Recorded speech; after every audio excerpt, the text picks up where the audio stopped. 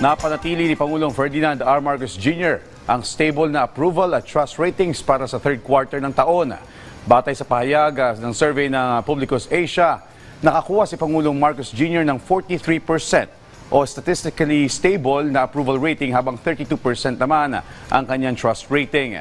Sustained o napanatili naman ng Pangulo ang kanyang approval rate sa Central at North Luzon at tumaas pa ito ng 6 na puntos mula 49% at 54% ngayong quarter.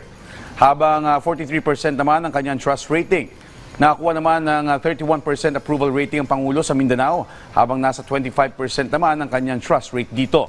Samantala, patuloy naman ang pagbaba ng overall rating ni Vice Presidente Sara Duterte. Mula sa 46% ay bumaba ito ng 6 na puntos at nabawasan ng 8 puntos ang kanyang trust rate mula 41%.